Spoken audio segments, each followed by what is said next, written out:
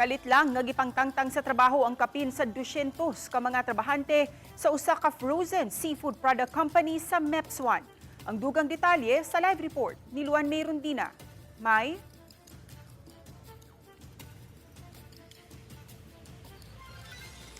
Ses ang mga apektadong mga regular workers gikan sa upat ka mga nagkadaiyang manpower services.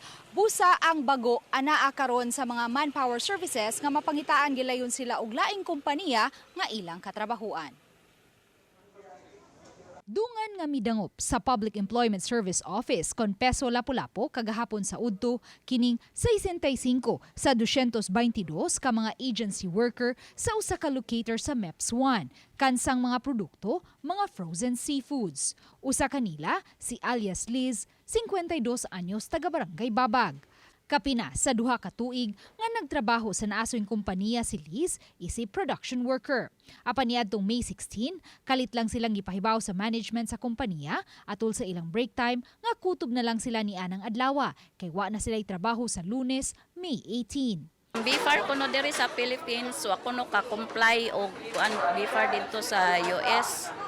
Yang among product kay kuan baya kanang US, kanang Canada, China, nya sa US minisabit ko no. As in na-shock mi anang kuana adlaw nga last day na day namo. Alang kang Liz, di makatarunganon ang gihimo sa kompanya nga inay nga muhatag og early notice apan diha-diha dayon gitaktak sila sa trabaho. Solo parents si Liz kinsa adunay gipatungha nga college student ug second year high school nga mga anak. Ang among problema kay mga idara naman mi.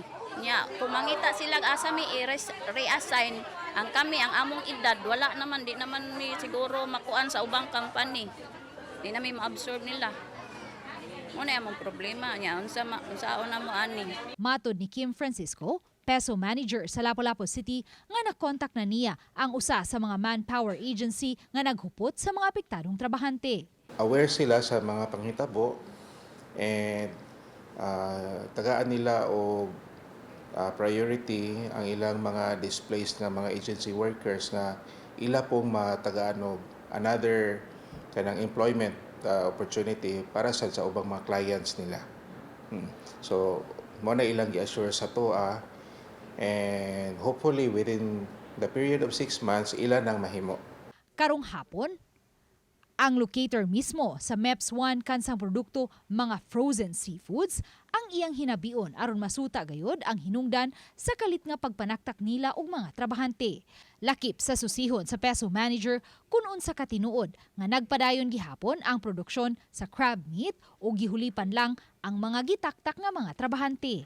Makig-alayon usab si Francisco sa usa pa ka manpower agency diin hasakop usab ang uban pang mga apektadong trabahante. Samtang gidasig sa Department of Labor and Employment Condoli 7 ang apektadong mga trabahante sa pagdangop sa ilang buhatan aron sila magiyahan sa mga posibleng legal nga lakang nga ilang mahimo batok sa gihulagway nilang kalit nga pagtaktak nila sa trabaho. Pagpaarigi nila diri kay esplikaran nato sila kung unsay mga posible nilang buhaton. Unya susiyon sad nato kung unsa bagyud ang sitwasyon no sa pagtangtang nila. Sa bigas bahin, laing 151 ka mga trabahante usab sa laing locator sa MEPS1 ang gipang redundant. Ang redundancy program anam-anam nga gipatuman sa naasoing kompanya sukad May 2025. Mismong ang kompanya ang nipadaog suwat ngadto sa Peso Lapu-Lapu aron matabangan ang ilang mga trabahanteng nawadan og trabaho. Nagpadala sila listahan nato sa mga affected workers aron hopefully matagaan sila assistance no og employment facilitation na program sa atong opisina. Dili hinuon tataw ang rason nga gihatag sa kompanya kung nganong nipatuman sila og redundancy program gawas lang sa paghulagway nilang challenging period ang nasinati karon sa ilang patigayon.